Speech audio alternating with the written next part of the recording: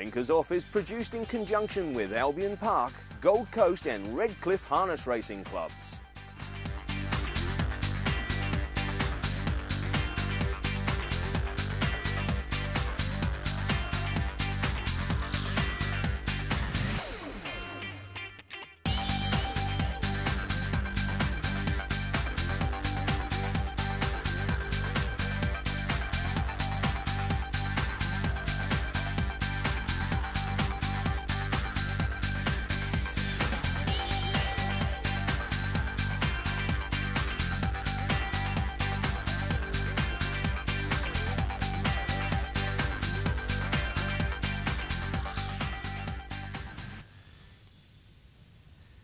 And good evening, everyone. Welcome to Blinkers Off on this Monday night. Chris Barsby is joining me. Chris, how are you? I'm very well, thanks, David. Big night at the Sofitel last night, the Racing Queensland Awards night, and I suppose an expected result with Mr. Feelgood being the Horse of the Year.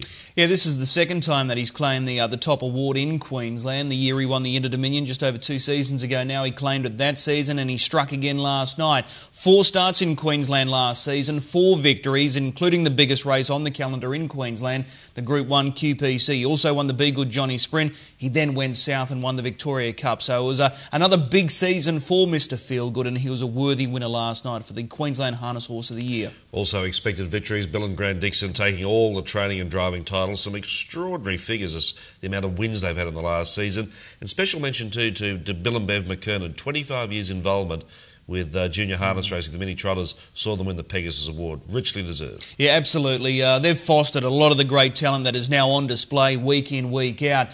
They've been heavily involved with the Mini Trotters. They've nurtured these young kids, and now they're the stars. They're the current day stars. Names like Grant Dixon, Shane Graham, Chantel Turpin, Peter McMullen, they quickly spring to mind, and Bill and Bev McKinnon play a huge role, or they did play a huge role, fostering that talent.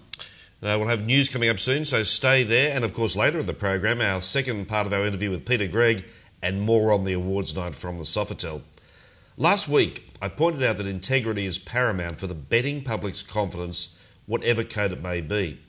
But even if integrity is performing at its level best, the punter still seems reluctant to bet on harness racing. And to coin a phrase from the infamous Julia Sumner Miller, why is this so? It's no point bleating about the turnover figures unless you try to arrest the problem at hand. Are the races too long? Are the races too slow? Are they corrupt-free? Does every horse get a fair chance? Are just a few questions that we have to ponder. Look, no one can guarantee an answer to the $64 question, but it's imperative to at least ask and try and find a solution. Now, bigger and more popular sports than harness racing have tackled problems in the past of popularity and confidence, and they've come up smelling like roses. The evolving face of cricket is one that readily comes to mind. We at Blinkers Off believe a few wise heads from different parts of the industry should form a think tank, set an agenda, and ask the tough questions of the turnover issue. Now, the potential answers mightn't be pleasant, but sitting on your hands is simply not an option. And unfortunately, it's an option too readily taken in a complacent industry thinking, she'll all be right. Well, take it from me. She'll all won't be right if the current indifference stays in play. They're my thoughts. Chris, Adam Hamilton has been a constant in harness racing for many, many years as a reporter for the Herald Sun and on Sky Channel. I believe he's moving on to greener pastures. Yeah, he is, David. He's been part of the Herald Sun for the past 22 years, and as you said, plays an important role with Sky Channel, hosting a lot of harness racing nights and awards. But he is moving on. He's taken up a new role, and he will become the media manager for TAB Sportsbet. This takes effect at the end of October, so he's still here for at least another 2 months. But it's going to be a big hole to fill, or big shoes to fill, whoever gets that position to take up from Adam. But he's moving on, so he becomes the TAB Sportsbet media manager by the end of October. We've had our differences in the past, but one thing I've got to say, he's been a great harness racing supporter, so it's a loss to the industry, unfortunately. Another week goes by and still no result on whether Smoke It Up keeps the Inter-Dominion or not. No, there was another part of the hearing that took place last Tuesday, and again, there's no outcome. The next step in the Smoke It Up hearing, legal submissions are due by probably the end of this week, if not the end of this week, early next week. But sources tell me that we're not expecting a result until probably the end of October. So we're still a long way off. And just on smoking up, he's going to be starting this Friday night at Melton in the Blacks Are Fake free-for-all. Another big gun pacer, we mentioned him, Mr. Feelgood. Of course, we'll talk to Kevin Seymour later on. But you've got some news regarding Mr. Feelgood. He's been doing his early campaign or his prep work here in Brisbane. Yeah, he trialled on Tuesday, just gone at Albion Park. Todd McCarthy took the drive again in the trial, and he won that trial as expected. As far as times were concerned, didn't do anything time-wise, but as they get a little bit more serious with him, they'll start to up the ante with times. But he's ticking along nicely, and that's the best part about it with Mr. Feelgood and the McCarthy stable. Time is on their side.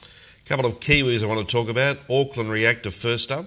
Auckland Reactor will be back at the workouts next weekend. He'll be going to the workouts in the South Island of New Zealand. I did speak with Grant Payne over the weekend, the co-trainer of Auckland Reactor. He is very, very happy with his current conditions, so he'll be stepping out next weekend. So it's going to be very important to see how he comes up this time. He's a horse that's been maligned with problems over the past 2 seasons now, but we're hopeful that he will show his best this time in.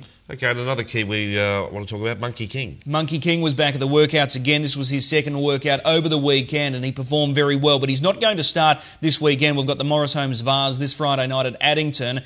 Trainer Brendan Hill is just going to bypass that race, wait another week, and probably look at the Hannon Memorial at Oamaru first up. Okay, let's come back closer to home. Rowan Home and Tatiana Bramek, you've got news there. Part of the Paul Fitzpatrick stable, Rowan Home. There was a chance he was going to trial tomorrow. They're just going to hold off another week and then go for a trial at Menangle, but he's coming along very well. He hasn't started since finishing second to Smoking Up in that 1:48.5 mile in the Len Smith, and they're aiming towards the Miracle Mile. That's the big aim this season with Rowan Home. Tatiana Bramek, of course, formerly trained by Mark Purdon, now with the Fitzpatrick stable. She will race this weekend at Menangle, and she's part of the Fitzpatrick stable for good now, so that's a great addition. And finally on the news front, he's a buzzin', some news there. Yeah, he's a buzzin'. He is a confirmed Queensland raider for the big races in October. He's a last start winner of the Breeders' Crown Open Free-for-all. We saw him during the Winter Carnival, so he is headed back to Brisbane for the big races in October.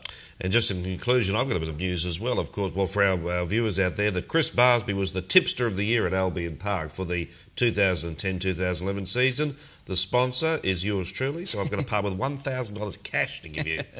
I'll actually do it officially on next week's program. Thanks, Chris. Stay with us. We're going to a break, and when we come back, more here on Blinkers Off.